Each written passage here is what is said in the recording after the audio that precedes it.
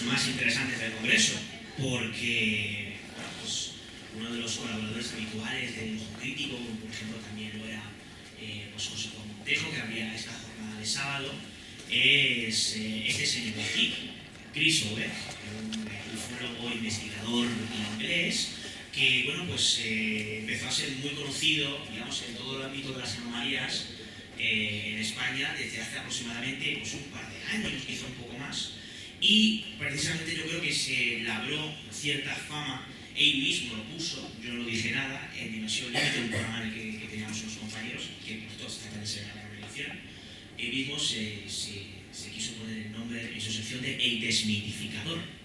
Y la verdad es que hizo pues muy, pero que muy buen uso de ese nombre, ¿no? Nada más casi que se le conoce como Desmitificador.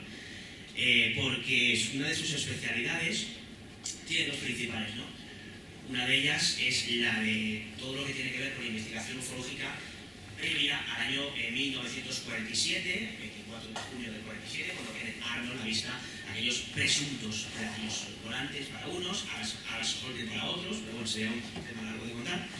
Bueno, pues la investigación documental que lleva a cabo con su grupo Mahoney Exchange, recogiendo pues montones de referencias, principalmente de prensa o de bibliotecas digitales, hasta llegar a recopilar pues, casos relacionados con el fenómeno OVNI que datan de siglos pasados, algo realmente espectacular, no solamente del tema OVNI, no solamente lucecitas, sino incluso encuentros con humanoides. O sea, yo recomiendo que todo lo que veáis por ahí de Mahoney Exchange echéis un vistazo, porque es realmente espectacular. Esa es una de sus vertientes. La otra es que es un gran conocedor de todo lo que tiene que ver con los archivos digitales, con la investigación documental, pero en este caso, más que en lo que es meterse en un archivo antiguo lleno de polvo, cuando coges a lo mejor un legajo te caen todos los demás encima, bueno, pues él utiliza precisamente las herramientas digitales que lo que permiten, para empezar, es que lo que en teoría un archivo puede ocupar montones y montones de metros, pues aquí puede ocupar a lo mejor montones y montones de megas. Hay una gran diferencia, ¿no? Y él es un experto en todo lo que tiene que ver con esa investigación documental. ¿Qué pasa? Que cuando se tiene por clásico o por misterioso un hecho y se empieza a ahondar en ciertas fuentes que a lo mejor hace 10 años no eran tan fácilmente disponibles y ahora sí lo son, pues nos damos cuenta de que nos manda pues, a algunos los sueños en misterios un poco a tomar por saco, básicamente. Y la ponencia va a ir precisamente de eso, ¿no? De las nuevas tecnologías aplicadas a la investigación, y me gustaría que tomaran buena nota los futuros investigadores, que sé que por aquí hay algunos, ¿no? Y presentes también, aquellos que buscan de desentrañar misterios o de intentar averiguar algo más sobre los mismos, porque creo que Chris nos va a explicar muy detalladamente cómo puede hacerse de una forma muy simple, muy llana y sobre todo muy práctica, y de hecho pues con algunos casos prácticos, ¿no? Así que pues quiero brindar un fortísimo aplauso para el gran Chris Oberg.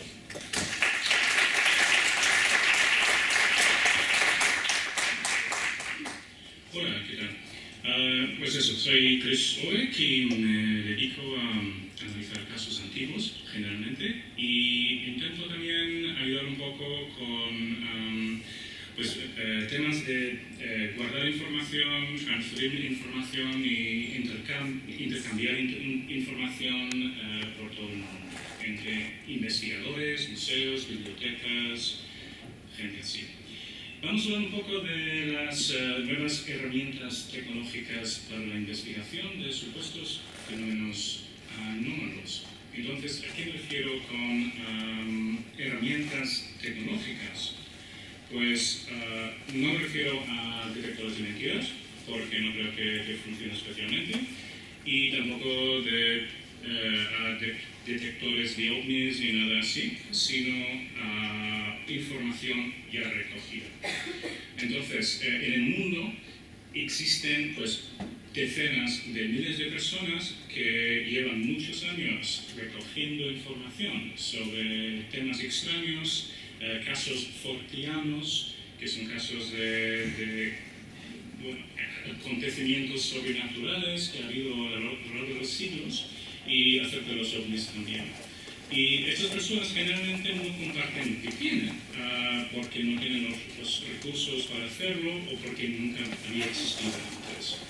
En el año 2003 me di cuenta de eso y fundé lo que se llama Mahoney Exchange, que Básicamente es una red de investigadores, escritores, especialistas en estos temas, pero también antropólogos y historiadores bastante serios de universidades por todas partes del mundo.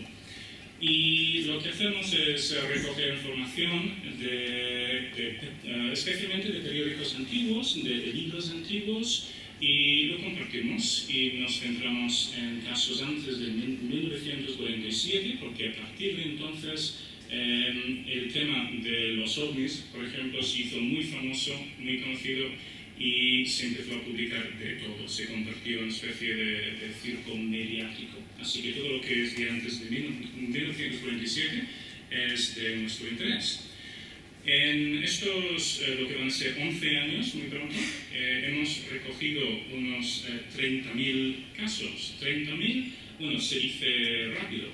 Bueno, realmente si es la cifra exacta de lo que hemos encontrado no se dice tan rápido, porque creo que son 29.473. Pero bueno, lo importante es que con 30.000 casos hemos llegado a poder tener una visión de lo que era el tema de los ovnis y acontecimientos así sobrenaturales, forteanos, de siglos pasados. Por primera vez ya tenemos una visión bastante clara de cómo era eso antes de convertirse en un tema de revistas y de documentales en la televisión. Para terminar de hablar de mí un poco, pues en el año 2003 fui a hablar con Jacques Sally, un pionero de los ovnis, de la investigación seria de ufología, y es un astrónomo francés, afincado ya en California, y ha tenido muchísima influencia y mucho impacto sobre estos temas desde los años 60. Ahí estoy yo con él, bastante más joven que ahora, incluso sin canas, y ha dado una edición del libro que hicimos juntos, Wonders in the Sky, Maravillas en el Cielo, que ya se está traduciendo al español, bueno, se ha traducido. Ya lo que estamos haciendo es revisar el libro para poder publicarlo este año o el año que viene en español, por fin. Bueno, Magonia Exchange entonces ha tenido bastante éxito por recoger tanta información. Ya existen otros grupos asociados, por ejemplo, este aquí, bueno, no es el símbolo del grupo, solo me hice gracia a la imagen. Que es un grupo italiano que se dedica a hacer exactamente lo mismo, que se basa en el mismo sistema que inventé yo con mis colegas en el año 2003, que es todo va del intercambio continuo de documentos que encontramos y luego su análisis. También existe un grupo que se llama Forteana Exchange, desde el año 2012, que lo fundó el director de una revista inglesa que se llama Fortean Times, que también ha tenido bastante éxito en los últimos 20 o 30 años, una cosa así. Y ya os digo que esto es cuestión de networking. Esto es todo. Lo que hacemos es juntar todas las personas más interesantes y interesadas en estos temas, hacer un intercambio de información y luego pues analizarlo. Y esto nunca se había hecho antes, y todo se debe a la llegada de la informática y nuestro acceso a Internet. Antes de Internet, nada de esto habría sido posible. Vamos a hablar un poco de cómo se investigaba antes del año 2000. Es decir, antes de los años 90, 2000, que es cuando más o menos todos empecemos a tener acceso a Internet y ordenadores en casa. Bueno, se usaba una máquina de escribir bastante antigua para empezar. Y este es el hombre responsable de la palabra forteano. Se llama Charles Fort, un americano que estuvo viviendo en Inglaterra también, en Londres, y publicó una serie de libros que trataban por primera vez una serie de acontecimientos extraños, desde la caída de animales del cielo. Habéis oído hablar seguramente de lluvias de peces, de serpientes, de cosas así. Pues este hombre unió toda esa información en una serie de libros en los años 20 y 30. Hoy en día la palabra fortean, pues también abarca temas como serpientes gigantes, monstruos de todo tipo, ovnis. Aquí vemos la revista Fortean Times, que he mencionado antes, que tiene bastante éxito y se vende a nivel mundial, pero solo en inglés de momento. Y por supuesto también hablo mucho de extraterrestres, que se puso muy de moda en el año 47 y seguimos hablando de ello a través de la ciencia ficción o en las revistas o en estas conferencias. Pues en el método tradicional, lo que se hacía antes, hasta los años 60, 70, 80, 90, pues se mandaba a alguien al campo a hablar con los testigos, se mandaba a alguien para recoger datos de primera mano y de esa manera pues, se recogía esta información en catálogos, en bases de datos y de alguna manera hemos llegado a recoger cientos de miles de casos en todo el mundo, no solo de ovnis, por supuesto, sino de fantasmas y esferas extrañas que podrían ser fantasmas o podrían ser ángeles o cualquier cosa. Es una práctica que es completamente necesaria, sin embargo ya con Internet no se hace tanto porque ya los propios testigos mandan sus testimonios a los investigadores. Es bastante más sencillo.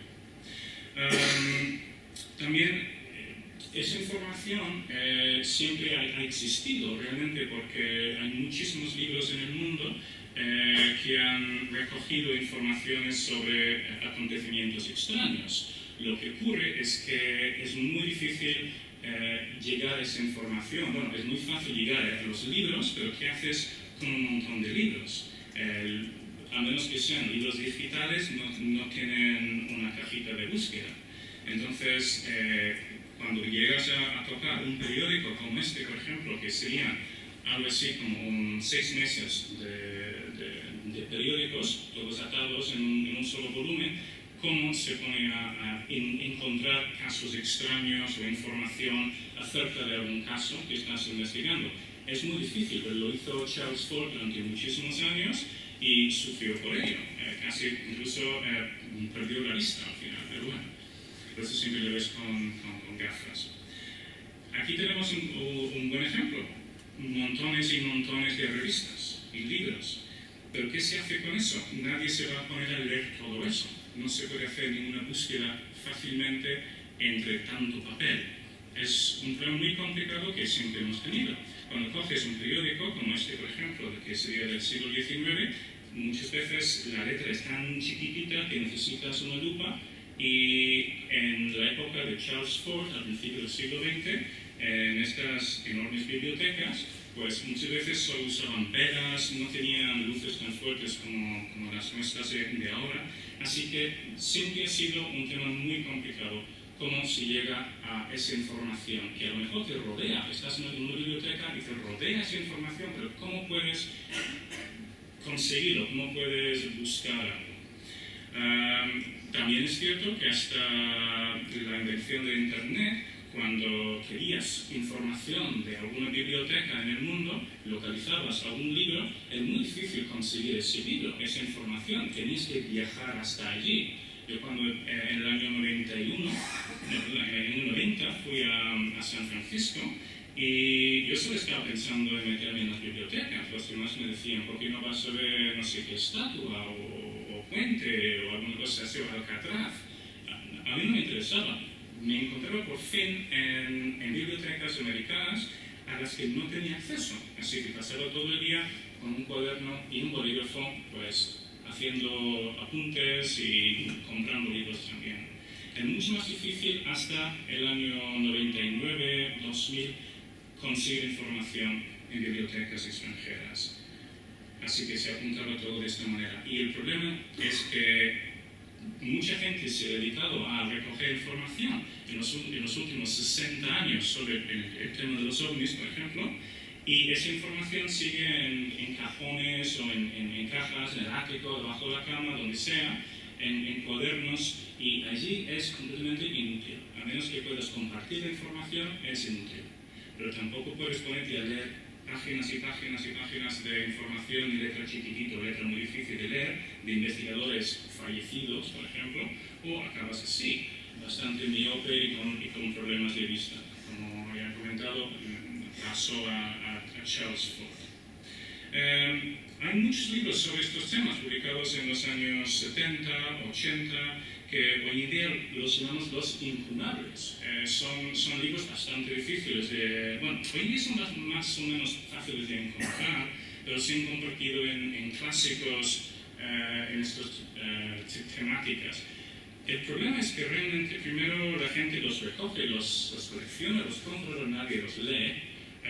El segundo problema es que los autores en los años 70, 80, 60 pues tampoco tenían acceso a todos los recursos que tenemos hoy en día para hacer buenas investigaciones. Así que está muy bien coleccionar estos libros, pero luego es muy difícil fiarse del contenido. Entonces, hemos tenido que esperar hasta ahora, los últimos 10 años, para ver una revolución en estos temas, para por fin poder analizar datos recogidos en los últimos siglos por nuestros autores preferidos en muchos casos, para poder contrastar los datos y llegar a alguna conclusión, porque el hecho es que la ufología empezó en el año 47 y todavía prácticamente no hay ninguna conclusión, pero también es cierto que no hemos podido manejar tantos datos hasta ahora. Entonces la cuestión es, ¿cómo se convierte tantas páginas, tantos libros, tantas revistas en bibliotecas enormes y muy caóticas muchas veces en información manejable? Pues la respuesta está en la digitalización de la información.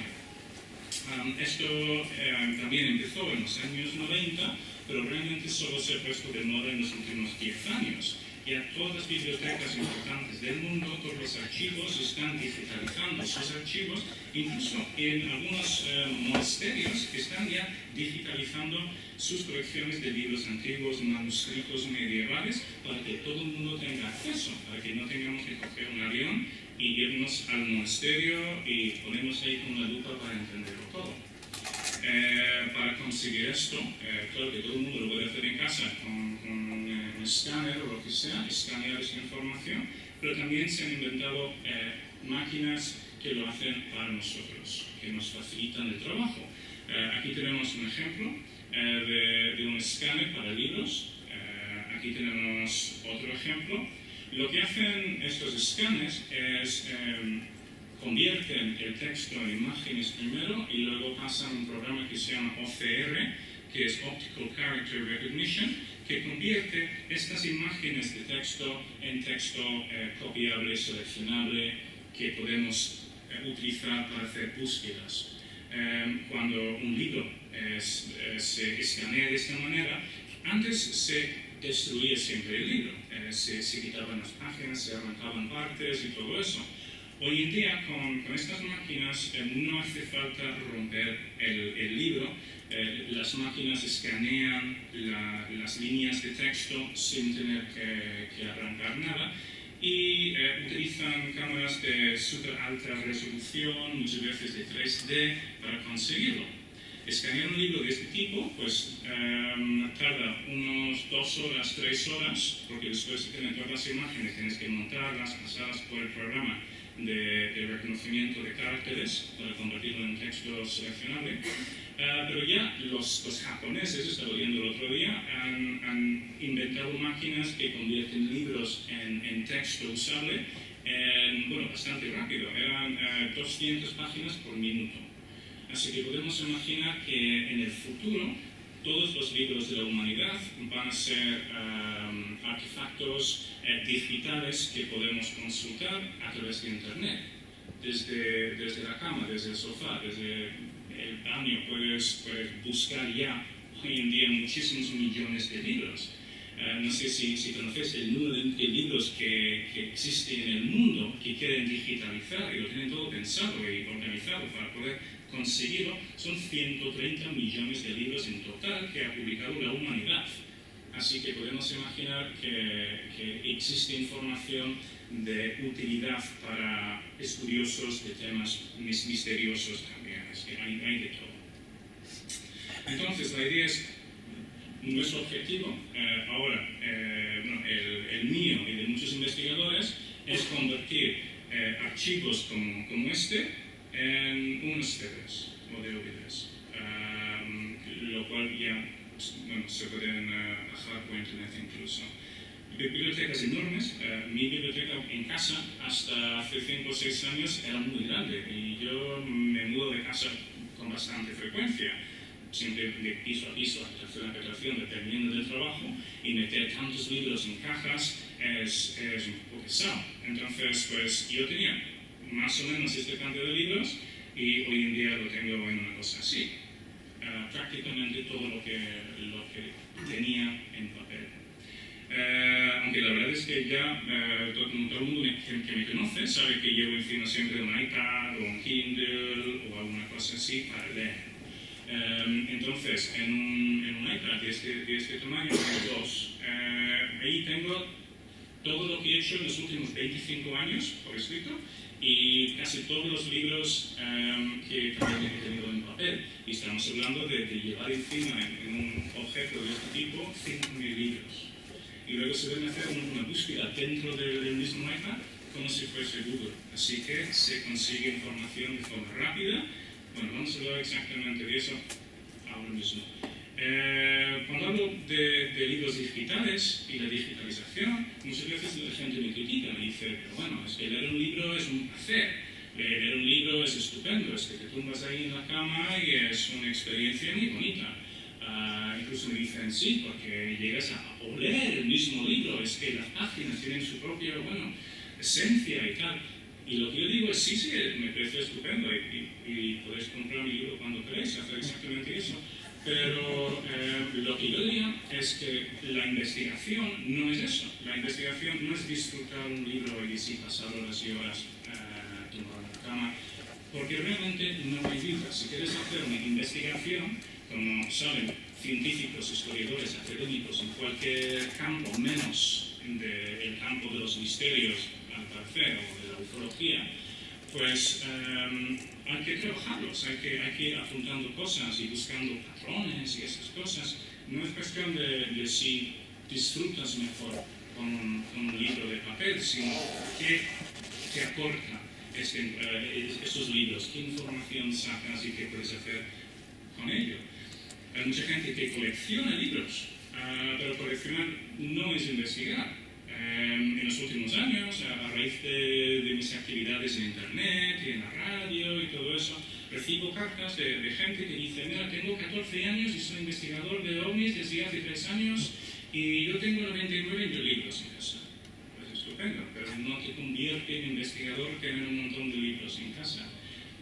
Lo que te convierte en investigador es utilizar esa información y no es solo cuestión de mirar, buscar índice, porque como sabemos, los libros de los años 60 y 70 y los 80 en España muchas veces carecían de glosarios, índices y listas de contenidos útiles. Entonces, lo que hay que hacer es gestionar la información, organizar la información de alguna manera. Entonces, más o menos en el año 2000 se empezó a digitalizar los periódicos. Primero en los Estados Unidos y en países así como Inglaterra, Australia, y eso es porque hay muchísimo interés en la genealogía en países como los Estados Unidos, que les interesa mucho buscar lo que hacía el abuelo en los años 20, o dónde procedía su abuela y esas cosas, dónde proceden sus apellidos. Entonces se convirtió en una industria, la genealogía.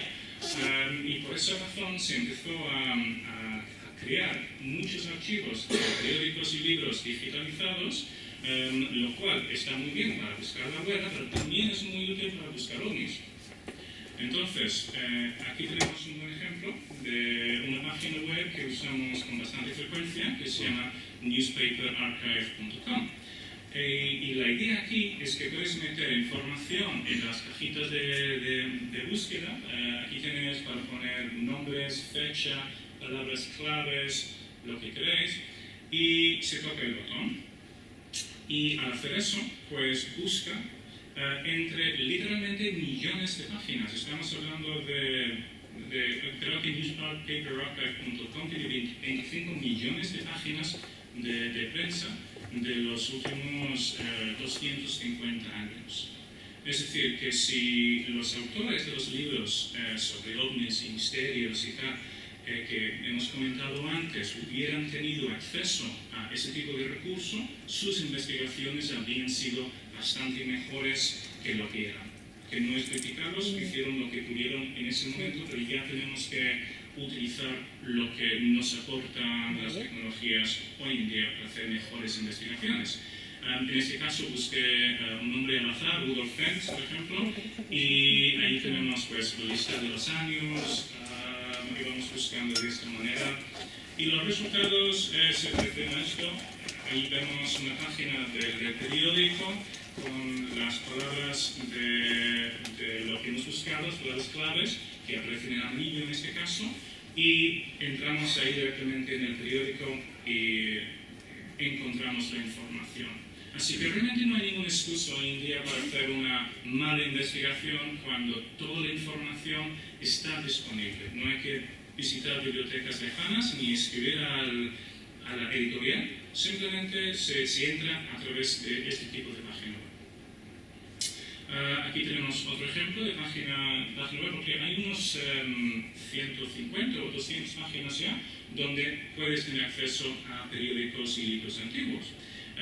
Aquí vemos un ejemplo, aquí vemos otro ejemplo, busqué Manuel Carballano, si quieres, y decidí pues ver lo que había sobre él o gente con su nombre de los últimos 100 años, 200 años, y encontré de todo. Aquí tenemos otro ejemplo, es que se llama Elephant, y hay información en español, inglés, francés, en todos los idiomas, así que los que no sabéis inglés, pues no es ningún problema. Y si algún día queréis echar un vistazo, Elephant es completamente gratis y se puede hacer búsquedas en cualquier idioma, sobre cualquier tema. Si os interesan los elefantes o los muebles, también se puede hacer más de la búsqueda. Luego, la digitalización de los libros. Ha sido increíble también. En los últimos 15 años ha habido de todo. Esta es una página que uso mucho. Aquí pone 1 millón de libros gratis. Y no solo en inglés, también hay en varios idiomas. Y se pueden hacer búsquedas también. La información es fácil de conseguir hoy en día. Los detalles no tienen que escaparnos en absoluto. Google Books, que empezó hace unos años, fue una polémica, porque también han escaneado libros con copyright, pero bueno, la información está allí. No hay que ni siquiera comprar libros de texto muchas veces. La información está en internet, se puede conseguir enseguida. Esto lo uso todos los días. Encuentras un libro, lo abres, es como si fuese Google, buscas la información. Cualquier palabra. Archive.org es otro también que también tiene literalmente millones, y no solo de libros. Esto también tiene vídeos y audio y fotos y de todo. Y no solo en inglés, primero lo digo. Y así parecen los libros cuando entras. Es como coger un libro de verdad. Es como entrar en una biblioteca. La diferencia es que no tienes que moverte de tu sillón. Y más páginas así. Entonces, en total, pues estoy intentando calcular cuántas páginas de prensa se pueden consultar, donde se pueden hacer búsquedas, y no sé, creo que son unos 600 millones de páginas de periódicos de todos los tiempos, de ayer mismo hasta el siglo XVIII. Entonces la información está allí si lo queremos encontrar. Y millones de libros también. Y os digo que van a ser 130 millones de libros al final. 130 millones de libros que vamos a poder consultar desde el móvil en el futuro. Y todo eso en un segundo. lo cual es bastante impresionante. Bueno, pues también se han empezado a digitalizar todas las revistas OVNI, las revistas sobre cualquier tema de ese tipo, revistas de ciencia ficción desde los años 20 hasta ahora, pues el espiritualismo, prácticamente cualquier tema que os pueda interesar ya se puede encontrar en internet, se lo buscas y si no me lo preguntas, te digo dónde, y en el futuro habrá cada vez más. Así que está todo allí. Bien, ¿y esto para qué sirve? Tanta información. Porque claro, que una cosa es tener acceso a ello y otra cosa es ¿qué se puede hacer con tanta información? Pues yo siempre pienso en mis mudanzas y digo, pues la comodidad es bastante importante. Ya no tienes que tener estanterías llenas de libros, sé que muchos de vosotros tendréis enciclopedias y Don Quijotes y no sé qué por todas partes que nunca se han abierto ni la portada, pero bueno, realmente si lo que quieres es encontrar información, se puede hacer ya por internet, se puede bajar al portátil o llevar un iPad, un teléfono o en el futuro un portátil, quién sabe, pero lo importante es que es muy cómodo consultar libros de esta manera. Desde el caos así, hay gente así, hay investigadores en este campo y algunos sabemos quiénes son, que tienen bibliotecas enormes que son más o menos así, son habitaciones llenísimas de libros y revistas sin clasificar, hasta larvas viviendo en las páginas de algunas revistas y es terrible. Y nada, sí, esto es una imagen de lo que tengo en el iPad, por ejemplo. En este programa tengo unos, no sé bien, pero 1500 libros para consultar en cualquier momento con una cajita de búsqueda ahí. Así que para alguien completamente desorganizado como yo, pues es perfecto, es la bomba. Pues, ¿qué nos aporta entonces? Pues rapidez. Enseguida alguien te dice, ¿conoces este caso? Pues no, pero lo buscas, sacas algo de la mochila o de donde sea, lo encuentras enseguida. Entonces, esto es muy interesante para un investigador. Alguien te dice cualquier nombre, cualquier fecha, lo que sea, y no tienes que tener un super cerebro, puedes buscarlo rápidamente en lo que llevas encima. Cuando se me preguntó si quería hacer una charla sobre este tema hoy, se me presentó una lista de casos para hablar de ellos, ¿no? Y la idea a lo mejor era desmitificarlos de alguna manera. Y lo primero que dije fue, estos casos no los conozco, o por lo menos no todos, porque entre los millones de casos que hay, casos OVNI, casos de todo tipo, forteanos en el mundo, pues no puedo conocerlos todos. Luego me di cuenta de que sí, y de la misma manera, pues abrí el iPad y metí el nombre de John Reeves, que salía en la lista. No sé quién quería información sobre este caso.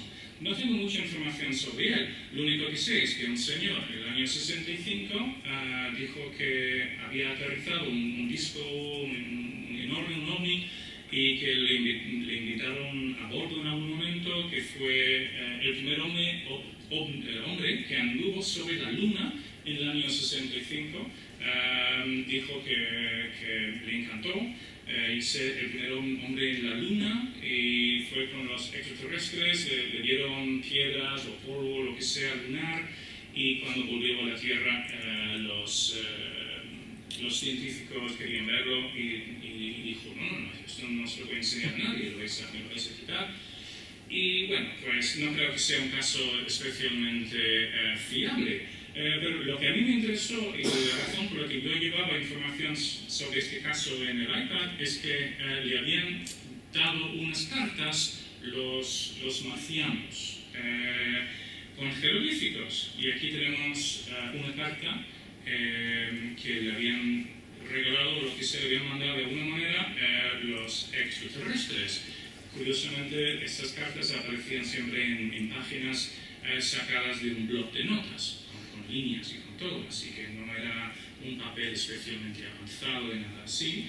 Pero bueno, esto es lo que presentó a los investigadores e incluso al ejército de aire o algo así en Estados Unidos, diciendo que era una prueba de que los extraterrestres le habían llevado a la Luna. Y entonces tardaron más o menos 15 minutos en descifrar este mensaje. Y tengo aquí una traducción y podéis decidir entonces si pensáis que podría ser realmente un mensaje de los extraterrestres o no. La carta decía lo siguiente: Aui, esto es un código que he inventado yo y he estado practicando tanto que casi parece natural. Guay, ¿verdad? Un abrazo inteligente, señor Bill. Se supone que es una carta de los extraterrestres. Cometió un error con la palabra inteligente, puso inteligente. Se confundió con sus propios signos que había inventado, así que tampoco le salió tan natural. Y es curioso porque el sistema que tenían los marcianos para escribir estas cartas era convertir cada letra de una frase en inglés a un símbolo extraño. Así que no era un lenguaje extraño, nada así, solo sustituía las letras. Aquí tenemos otra carta de este señor John Reeves del año 65, que hay gente en internet que dice que lo creen, que dicen que es un caso bastante fiable, que están segurísimos de que este hombre llegó a la Luna antes de los astronautas y que estas cartas tendrán tanta validez como las de Humo, por ejemplo, porque son tan especiales y tan extrañas. Esta carta lo hemos traducido y pone lo siguiente: planeta Marte, John, ¿vienes pronto? Te echamos de menos mucho, te echamos mucho de menos. Pues no sé si os parece muy rápido, no que sea una carta alienígena. Entonces, eso es un ejemplo solo de cómo llegué rápidamente a esta información. Un caso que no conocía de nada, me lo preguntaron, lo encontré en segundos en el iPad y encontré esta información sobre él. Ya que estamos hablando de jeroglíficos extraños, quería mencionar una cosa curiosa, porque muchas veces se ven en las noticias, en las revistas, artículos acerca de los círculos en la cosecha. Especialmente en los últimos meses se ha hablado mucho de esto, incluso en la televisión. Y uno de los mayores expertos en estos temas ha pronunciado varias veces que un jeroglífico curioso que aparece justo al lado de estos círculos es como un sello de autenticidad para mostrar exactamente cuáles son los círculos reales y cuáles son los falsos. Y entonces, si lo miramos, es que tiene esta forma tan extraña, un jeroglífico, como podría ser humano, parece bastante marciano también, posiblemente.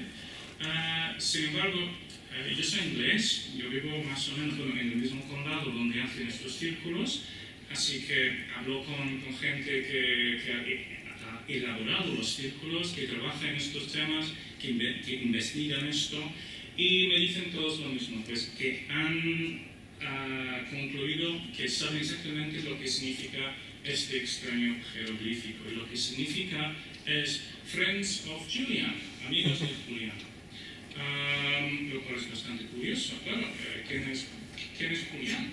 Pues Julián resulta ser Julian Richardson, que es el creador de gran parte de los círculos que han aparecido en las noticias en los últimos años en el condado de Hampshire y Wiltshire también en Inglaterra.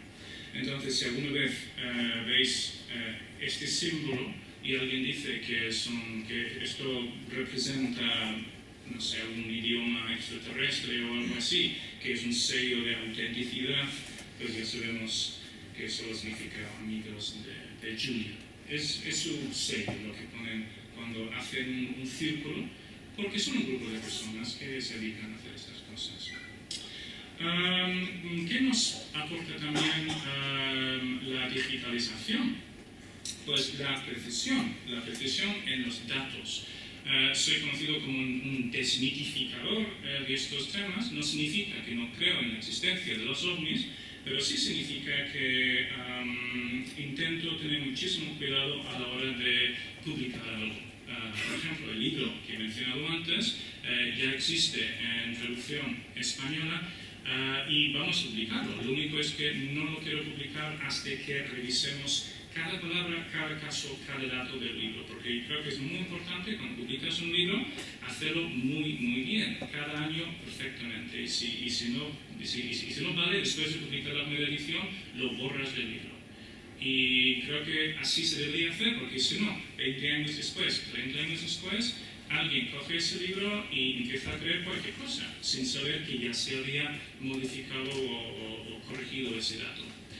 Un ejemplo de eso, curiosamente, en los libros de Charles Fort, esto es un libro publicado en España también, el libro de los condenados, todavía se puede comprar en prácticamente cualquier librería y se cita muchas veces en revistas, en internet y en todas partes, pero está llenísimo de errores. Los ingleses, como sabemos, y tenemos acceso a esta página aquí, que se llama resologist.net, donde aparecen los mismos libros de Charles Fort, pero ya corregidos y anotados con información, ampliando la información y corrigiendo sus errores. Es decir, que si Charles Fort hubiera visto un ordenador o lo que sea caer del cielo en los años 20, a lo mejor sus libros también habrían sido mejores. No dejan de ser libros importantes y pioneros en esta temática, pero sí significa que tenemos que tener muchísimo cuidado cada vez que leemos algo en Internet que habla de estos temas, especialmente de los libros de Charles Fort. Entonces os recomiendo esta página si alguna vez queréis saber más. La digitalización de los textos nos da más que revistas, periódicos y libros. Y es muy interesante lo que se puede hacer hoy en día. Censos, certificados, directorios de todo tipo, esta información ya se puede conseguir. Es decir, que si tú coges un libro de historia, la historia de España, la historia de lo que tú quieras, un libro científico incluso, de la biblioteca, pues normalmente tiene información acerca de quiénes son los nombres que menciona, inventores, científicos o testigos de algo. Sin embargo, en libros de temas sobrenaturales, generalmente se pasa un poco de identificar quiénes eran. Es muy interesante porque ya tenemos posibilidades de conseguir el certificado de nacimiento de los testigos. Podemos mostrar que realmente existieron. Muchas veces cuando se habla de algún testigo en una revista, ni siquiera existió esa persona, un pueblo, ni siquiera existió el pueblo. Cuando te pones a investigar descubres mil cosas. Así que no existe ninguna excusa para hacer eso mal ya hoy en día. La información existe. Guías telefónicas antiguas. Yo he buscado mi abuela en los años 30, 40. Encuentro en guías telefónicas de esa época pues su nombre, su teléfono de entonces. Y es muy interesante porque de esa manera puedes también comprobar si tienes el nombre bien escrito, si alguien existió o no, muchísimos temas. Hace unos años investigué un caso que se llama Google Fence, que se ha publicado en España, bueno, en muchísimos libros, un libro de Iker Jiménez, por ejemplo, o en Más Allá. Me puse a investigar esto, que me dijeron que era imposible investigarlo, que la información no existe, que, bueno, lo que sea. Y descubrí que, bueno, a través de los censos, a través de información genealógica, estos archivos de información, que sí se puede investigar a estas personas, se puede demostrar perfectamente que este hombre nunca existió. Es un hombre que se supone que viajó en el tiempo en 1876 y aterrizó en el medio de Nueva York en el año 1950 con un puro en la mano y no sabía dónde era ni nada, no sabía cómo había llegado hasta allí, atropelló un coche, un taxi creo, y entonces un inspector de policía llega hasta él, encuentra el cadáver, encuentra una tarjeta de visita en su bolsillo y descubre que es el mismo hombre que desapareció unos 70 años antes. Entonces esta historia da muchísimas vueltas en España, en español especialmente, debido a algunos libros publicados en los años 70 y 80 aquí, y luego el libro de Iker Jiménez, el primer libro que escribió, me parece, también lo menciona, y bueno, descubrí que este hombre no existía, pero lo descubrí a través de ese tipo de archivo, de ese tipo de búsqueda, de archivos genealógicos.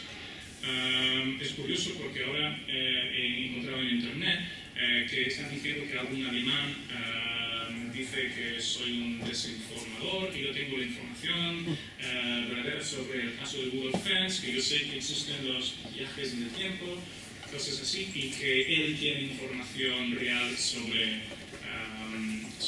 ese personaje. Pero sabemos perfectamente que Will Fence nació de un libro de ciencia ficción. Así que si según encontréis algún artículo en internet hablando de eso como si fuese real, hay que ponerlo en duda también, pero bueno, podéis mirar en todos estos archivos buscando información genealógica sobre esta persona, no lo vais a encontrar. Censos. Es increíble, es que todos los censos en muchos países, desde Francia hasta Australia, ya se pueden consultar en internet. Se puede encontrar en los censos no solo los nombres, sino las direcciones muchas veces, qué trabajo tenían las personas, cuántos hijos tenían. De repente se convierte un misterio, un enigma, un dato, en una historia con un elemento humano muy importante, porque ya puedes poner nombre y a veces cara también a estas personas. Ya dejan de ser meros nombres en un caso de alguien que vio algo volando en el cielo, es que se convierten en personas. Y los artículos y libros que estoy preparando ahora para el futuro hablan de eso, desde el aspecto humano, no tanto del misterio en sí, que me da igual si existen los ovnis o si caen cosas raras del cielo, realmente en el fondo no me importa. Lo que sí me interesa es cómo vivían estas personas, qué trabajos tenían, vieron sus hijos en la guerra y esas cosas. Esa información ya se puede encontrar en internet si lo buscas.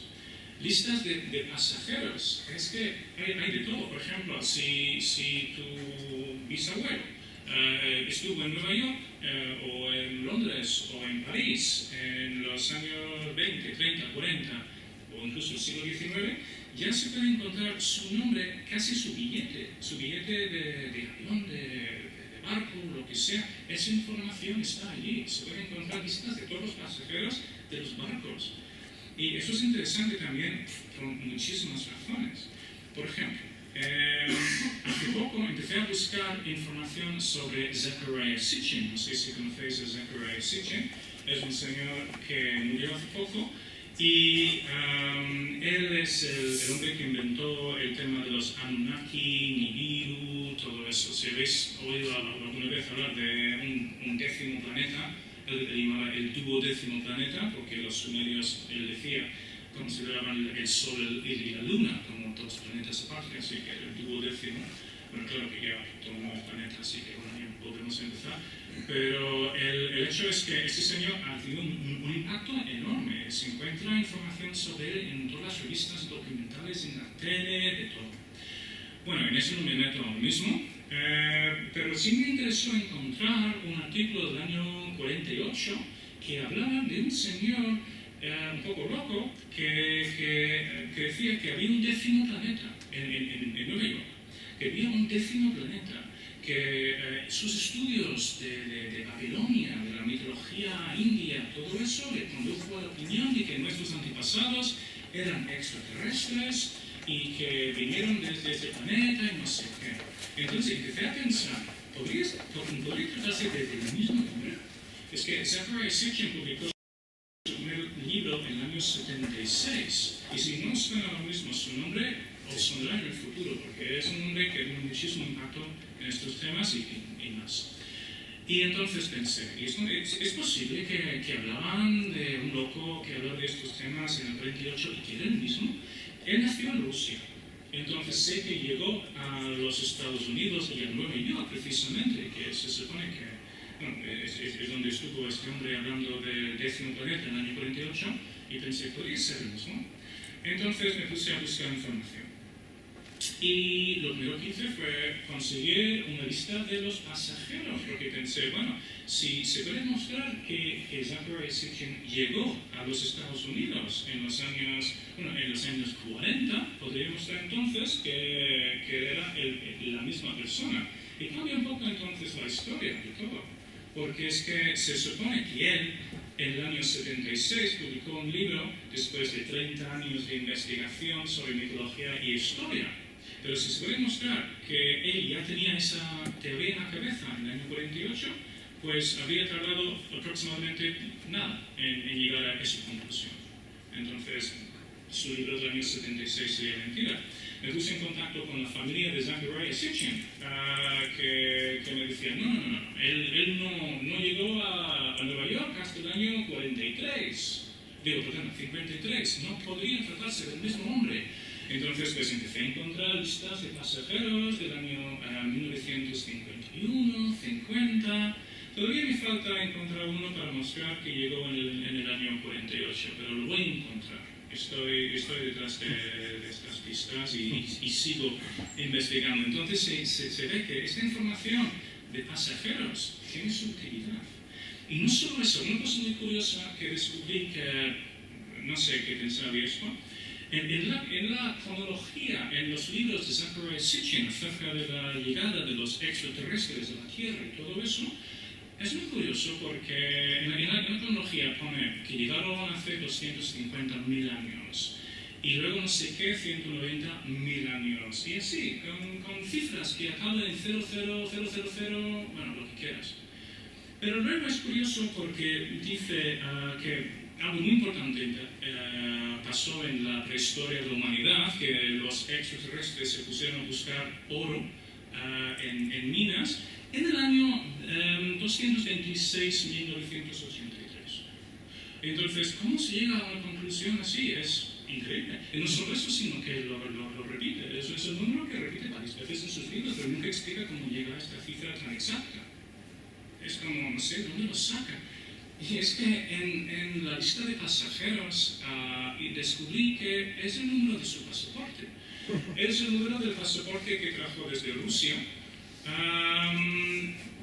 No sé si puede ser casualidad. Estamos hablando de una casualidad como si fuese, no sé, ganador de Euromillones. Es que 226.983. Su número de pasaporte. A mí me da la impresión de que posiblemente para recordar su pasado, la vieja Rusia, lo que sea, pues metió este número en su cronología. Me empiezas a dudar un poco acerca del resto de información que mete en sus libros, pero bueno, eso es historia para otro día. Así que estoy detrás de él y le voy persiguiendo, bueno, a su fantasma ya, porque ya ha muerto el pobre. Y llevo muchos años haciendo esto. El otro día encontré esta foto de mí en la playa tumbado leyendo su libro con 15 años. Así que ya ves, llevo muchos años ya con esto. ¿Qué más se puede encontrar? Pues certificados de matrimonio, también es muy útil cuando haces una investigación de fallecimiento, lo mismo, mapas de todo tipo. Y esta información se encuentra muchas veces en ancestry.com, que es una página con toda esta información. Y también sobre españoles, especialmente en extranjero y todo eso. Empecé a buscar información sobre un caso de William Birmingham, que es un australiano que estuvo en Australia, y es que no tengo mucho tiempo para mirarlo todo, pero es que podéis ver que la información que se encuentra, incluso encontré el piso que estaba alquilando en 1866, anunciado, será el mismo anuncio que encontró él para poder alquilar su piso. ¿Qué más voy a hacer con todo el texto digitalizado? Pues buscar por palabras. Es bastante obvio. Encontré, por ejemplo, que la expresión platillo volante no se inventó en el año 1947, sino muchísimo antes, en 1944. Ya el ejército americano ya estaba usando la palabra flying saucer en unos experimentos que hacían para el terrorplato, porque entrenaban a sus soldados para poder disparar a esos artefactos justo durante la guerra. Y usaron la palabra flying saucer. Y aquí tenemos la patente de 1882 de este artefacto que inventaron para el deporte. Se puede buscar por lugar también, obviamente. Aquí empecé a buscar por suelo. El otro día estuve investigando el caso de Keckster, que es un ovni que cayó del cielo en el año 65, y encontré que el 1 de abril del mismo año pues, cayó un artefacto casi igual en Canadá, que tenía prácticamente la misma forma, y parece que alguien decidió pues, hacer una broma basándose en lo que ya había caído supuestamente unos meses antes. Es decir, a través de la digitalización del texto se puede llegar a estas conclusiones. Buscar por fenómeno también, eso es algo que no se podía hacer antes. Sí se podía hacer cuando digitalizas todo el texto, metes ahí las palabras claves. Esto, por ejemplo, es un caso ovni que me parece muy curioso y muestra que soy hasta cierto punto creyente en los ovnis.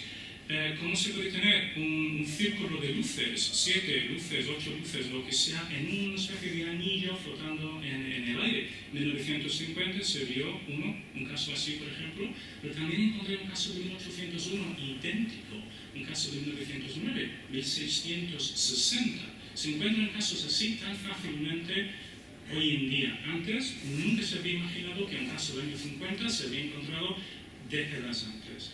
Se puede utilizar esa información para comprobar el tiempo meteorológico. Muy rápidamente, no tengo tiempo para hablar de esto, pues un tren perseguido por un ovni. Estuve investigando este caso con un amigo mío que se llama Martin Schoff, que es un científico fantástico. No solamente conseguimos el recorte original del año 1896, pudimos hacer una especie de trayectoria, un mapa de dónde pasó el tren. Con información meteorológica pudimos calcular exactamente las presiones atmosféricas, tormentas, lluvia, lo que sea, para aquellos días, para ver si podía haber sido una especie de relámpago o lo que sea. En Google Earth se encuentra exactamente dónde ocurrió. Podemos calcular las distancias hasta las próximas, hasta los cables eléctricos más cercanos para ver si era algo así. Incluso podemos encontrar información sobre cómo era dentro del tren. Esta información solo se puede conseguir hoy en día con la revolución digital. ¿Qué más se puede hacer? Encontrar similitudes entre casos muy diferentes, fantasmas, ovnis, lo que sea. Se encuentran patrones entre casos. Por ejemplo, mira, 1829, la luna se divide, salen dos figuras humanas. Un caso ovni bastante interesante. En 1829, pues curiosamente, podemos encontrar el lugar, los testigos de todo. Calculamos con programas la posición de la luna aquella noche para mostrar que no está mirando la luna. 1829. Y encontramos un caso exactamente igual, de unos años después en Gales. Encontramos un caso parecido en Portugal, en 1640, la luna, con unos ángeles flotando al lado. 1906, exactamente igual de nuevo. Y así, así, así. Identificar eventos simultáneos entre casos. Pues aquí nos viendo esa imagen del meteorito que causó la polémica, el polémico caso de la caída de un ovni en Kecksburg en 1965. Se había hecho una foto del meteorito que luego dijeron que era un ovni. Esta información se encuentra fácilmente. Identificar plagios, eso es muy interesante. Aquí me va a parar David a lo mejor, porque aquí encontré información sobre el libro de Urantia. Porque no hay tiempo para más, lo siento, no, lo digo por eso, porque el libro de Urantia, muy famoso, especialmente en España, pues se puede hacer búsquedas de palabras, cadenas de palabras, frases y lo que sea en otros textos para comprobar si ha habido plagio. Esto se hace con programas de información. Aquí encontramos que las raíces, textos enteros del libro de Urantia se han encontrado en otros libros. Benítez, por ejemplo, ha sido acusado varias veces de haber plagiado al libro de Urantia, que había plagiado a más gente, así que pues, debemos aplicar los mismos programas a todas las novelas de Juanjo Benítez. Y al identificar plagios, pues estoy buscando información sobre Villas, el caso de adopción de Villas Boas, que también estuvo en la lista de casos que querían que tocara. Encontré la información, bueno, una transcripción de lo que había visto el año 58, que le habían secuestrado unos alienígenas y le obligaron a copular o lo que sea con una.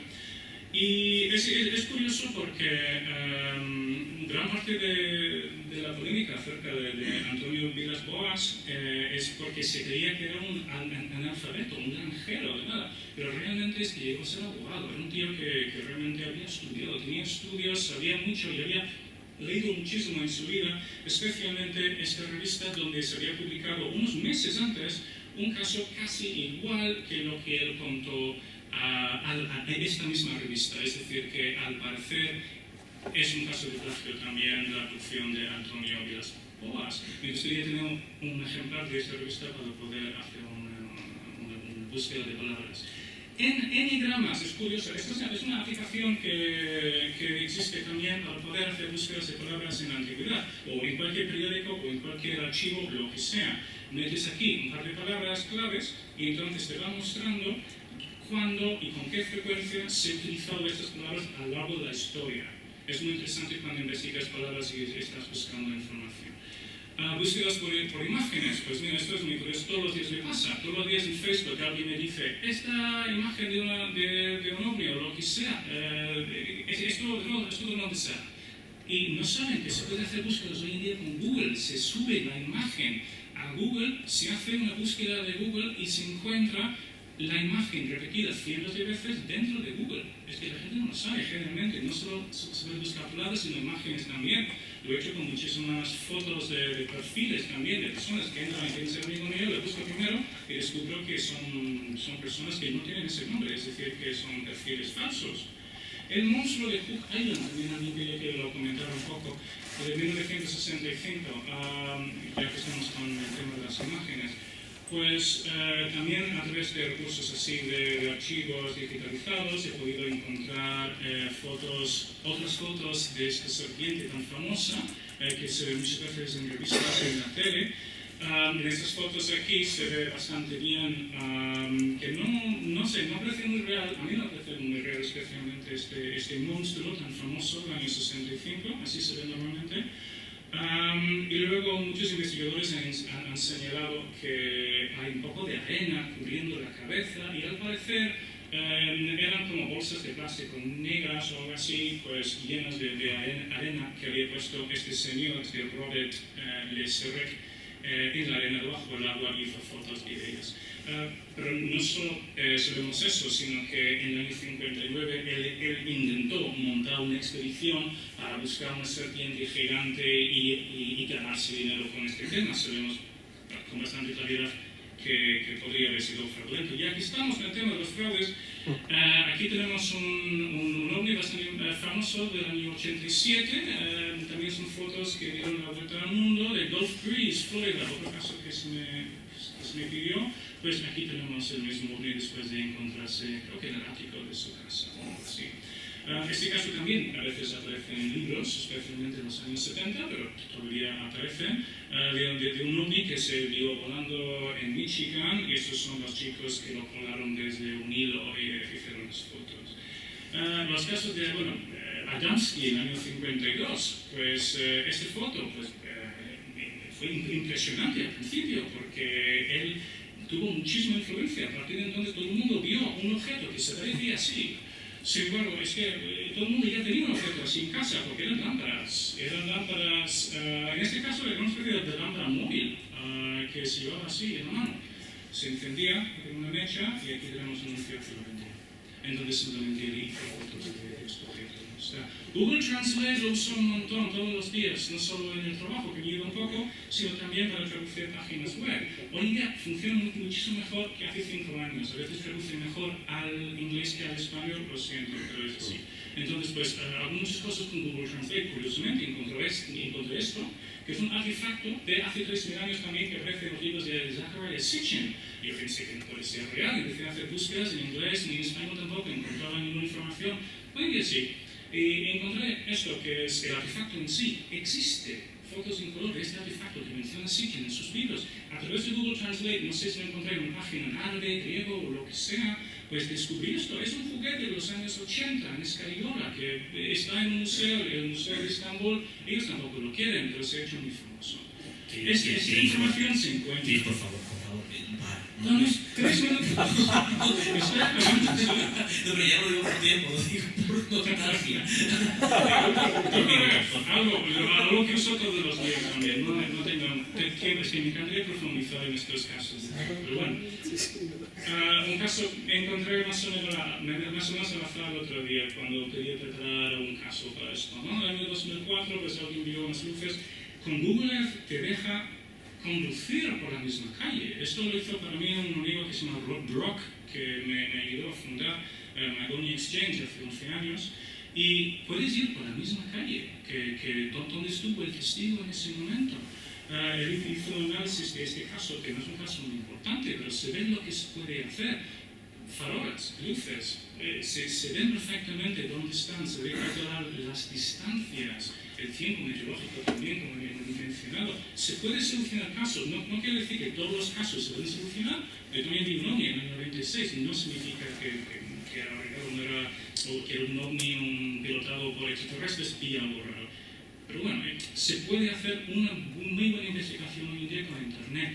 Alertas de Google es interesante. Esto existe hace varios años. Cada vez que Google publica en alguna parte de Google alguna información sobre algunas claves que me interesan a mí, me dan una notificación. Si no lo conocéis, es muy interesante. Si os interesa el deporte o cualquier tema.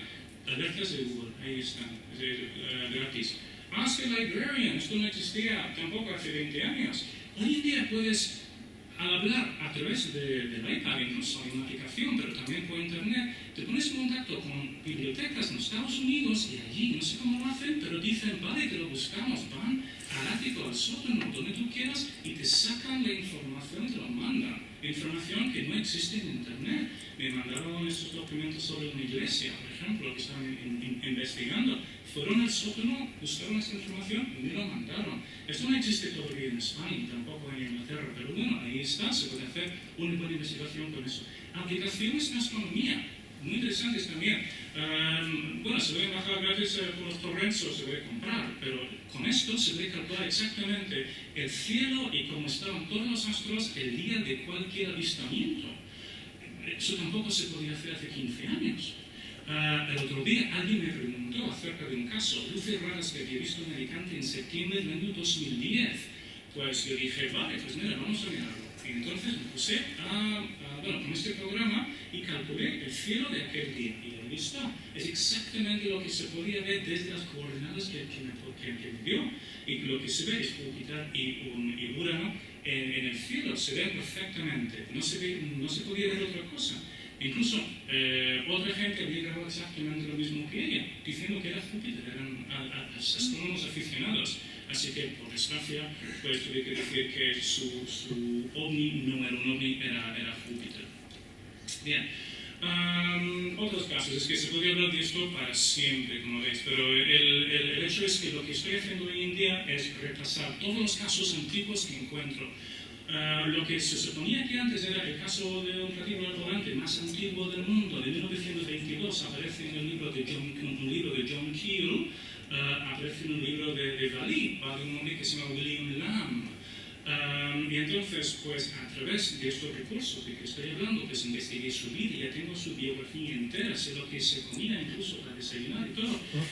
Y encontré su artículo original de 1963, empecé a mirar esto, sacar los nombres que mencionan aquí, todo esto también a través de recursos digitales. Me puse en contacto con una de las personas que mencionaron en algunos de los artículos estos y le dije, por favor, ¿tienes alguna carta de él? Claro, tengo todas las cartas. Entonces me mandó cartas de este hombre de los años 50, antes de que muriese. Ahora están muertos los dos, el testigo y el hombre que encontré. Y entonces, a través de esta información, pues pude hacer una búsqueda sobre la vida de este hombre, descubrí que aquel año no vio absolutamente nada, pero sí está un poco loco y inventó una máquina en los años 30 para ver Dios en el cielo y no sé qué, se unió al movimiento OVNI en los años 60 y inventó la historia de que había visto algo en el año 22. Aquí incluso encontré por fin una foto de lo que había visto. No lo había visto nadie en años, pero la información está allí, solo hay que digitalizarlo y está. Bueno, un aplauso con pesar.